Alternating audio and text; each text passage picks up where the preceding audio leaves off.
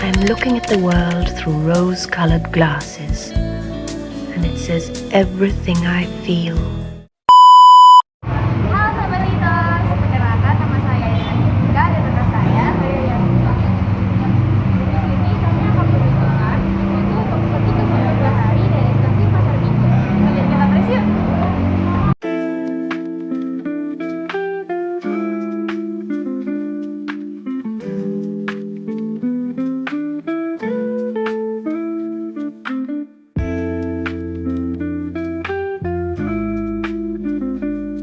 Hai sahabat Litos, sebelum itu kita turun dulu di stasiun Kalibata menemui Keisha dan Nadia.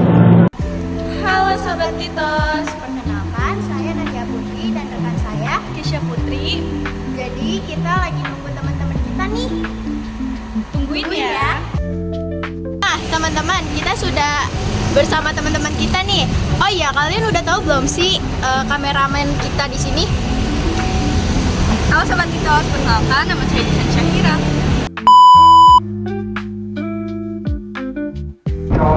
Teman-teman, selanjutnya kita akan menuju ke stasiun Jayakarta. Kita sudah sampai di stasiun Jayakarta nih teman-teman.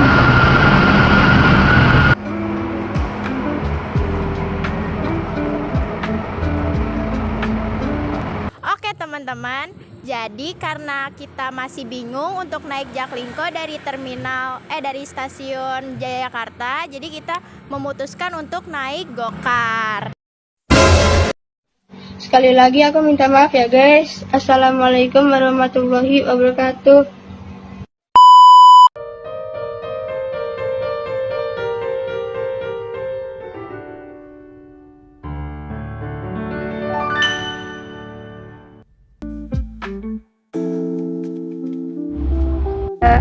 Nah teman-teman, kita udah di depan Museum Bahari ini.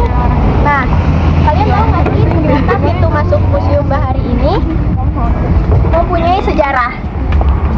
Yaitu sejarahnya berbentuk setengah lingkaran yang dibawa langsung oleh Belanda dari Sri Lanka. Nah tujuannya kenapa sih setengah lingkaran? Karena untuk mengurangi pajak. Jadi pas dulu itu pajak itu dihitung dari besarnya gedung. Peta Batavia, di mana peta ini adalah peta yang dilukis pada tahun 1818. Karena itu tata kotanya masih terkait dengan tata kota bentukan Belanda. Pada peta ini lokasi Museum Bahari terletak di kawasan sebelah sini. Gedung ini dulunya digunakan sebagai gudang rempahnya VOC. Jadi museum ini merupakan salah satu bentuk bukti kejayaan Indonesia. Nah, gedung ini juga dekat dengan pelabuhan Sunda Kelapa yang terletak di kawasan sini. Selain itu, Museum Bahari juga terletak dekat dengan Museum Kota Tua, yaitu sebelah sini. Oh ya, Sobat Litos, Museum Bahari ini dibawahi oleh Pemda DKI Jakarta.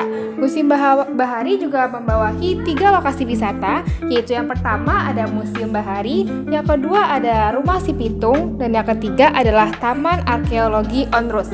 Museum Bahari ini juga dikelilingi oleh benteng peninggalan zaman dahulu, yaitu Benteng Batavia.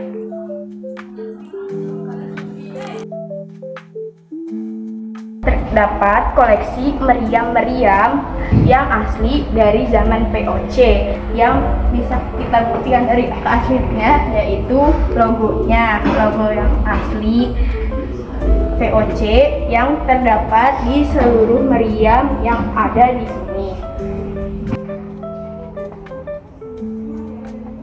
Terus sekarang kita lagi ada di ruangan perahu-perahu tradisional. Nah, kita mulai dari sini dulu ya. Di sini ada perahu Jukung Barito. Koleksi ini adalah tahapan ketiga atau terakhir dari proses pembuatan perahu Jukung. Lalu di sini ada perahu Bangun Jukung. Lalu di sebelah sini ada bakal Jukung khas dari Kalimantan. Lanjut di sebelah sini banyak banget ya teman-teman. Yang ini adalah perahu Alur Pasa. Alur Pasa ini merupakan perahu tradisional asal Kalimantan Timur yang memiliki arti harfiah perahu panjang. Kayaknya panjang banget ya, panjang banget Lagi itu ada yang namanya jukung hawalan atau jukung banto.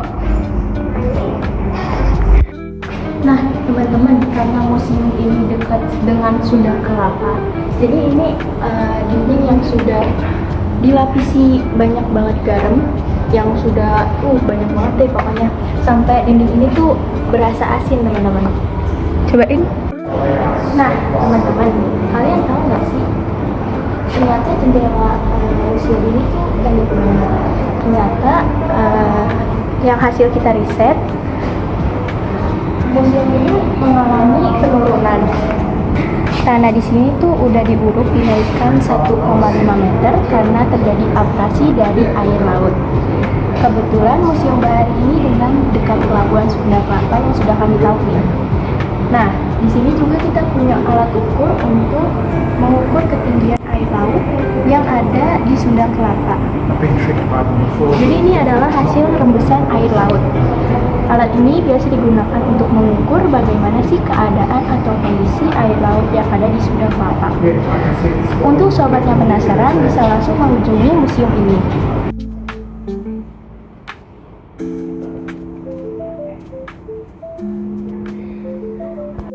Nah, sobat kita, sekarang saya sedang berada berdiri di samping beberapa perahu-perahu asli tradisional dari Indonesia.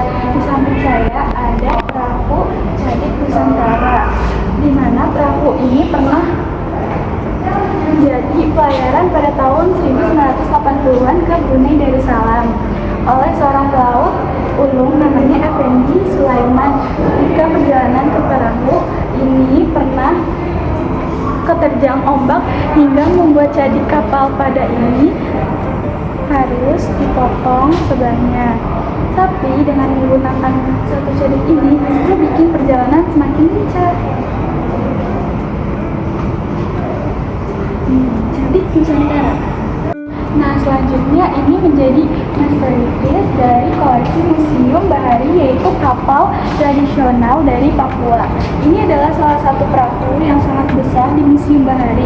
Ini dibikin dari satu kayu pohon sabah sehingga butuh 30 orang untuk menggayungnya. Meskipun bentuknya sudah tidak lengkap, tetapi pinsi sudah menjadi berlayar ke Vancouver. Itu menjadi saksi sejarah bahwa pelayaran Indonesia memang sungguh luar biasa. Selain perahu tersebut, di sini yang menyimpan perahu-perahu yang asli dari Cirebon dan Indramayu.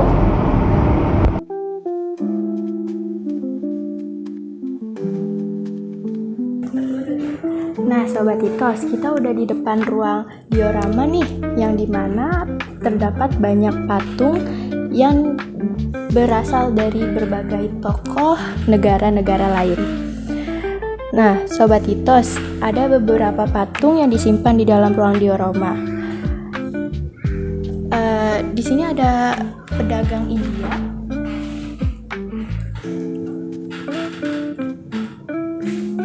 lalu terdapat agamawan Hindu, penyiar agama Islam, kemudian Ahmad Ibnu Najib sama dengan kayak yang sebelumnya.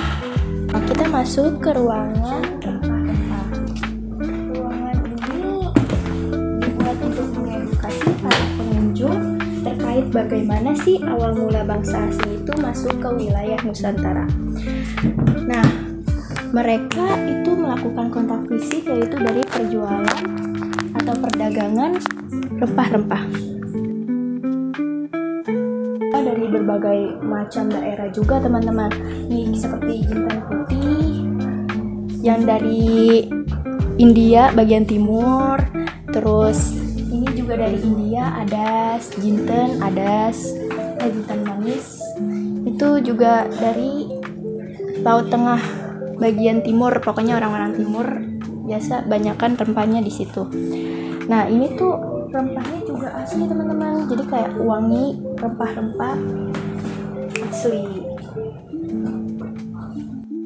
Nah, ternyata penjajahan di Indonesia itu tidak cukup oleh Belanda saja, tapi juga oleh Jepang. Nah, sekarang kita berada di depan salah satu patung tentara Jepang yang dinamakan Hiroshi Mamura. Di mana Hiroshi Mamura ini menjadi tentara Jepang, tapi punya hubungan baik dengan Presiden Soekarno. Nah, jadi kenapa dia punya hubungan baik?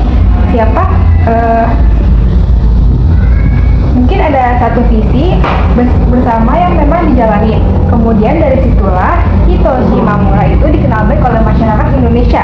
Tapi justru pemerintahan Jepang itu menjajah 3,5 tahun. Meskipun sangat singkat, tapi cukup meninggalkan luka yang mendalam untuk Indonesia.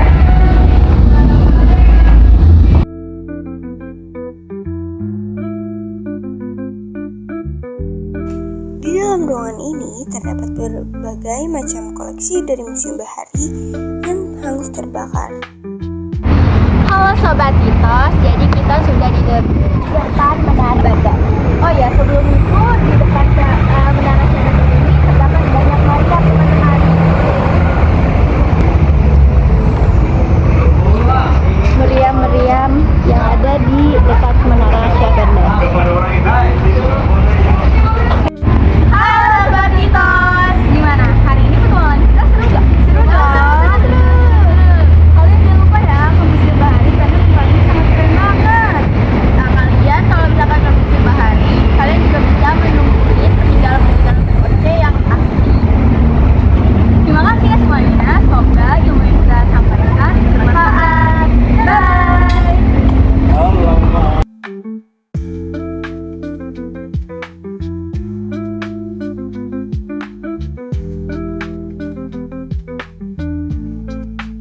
Hello, my name is Nadia. Hello. I'm going to ask you some questions. You can introduce myself, start with your name and where do you come from? Okay, my name is Catherine. I come from the United States, from California. Yeah. Is this your first time in Indonesia or have you visited before? This is my first time in Indonesia. I have never visited before, but I visited Sumatra before. No, sorry. I visited Sumatra 2 weeks ago. I was there, and then we came to Jakarta. Yeah. How is Museum Bahari? I liked the museum. It was really nice. And then we just climbed to the tower. That was a little bit high, but it was nice. Yeah. Thank you. Nice to meet you. Nice to meet you. Nice to meet you. Bye. Bye.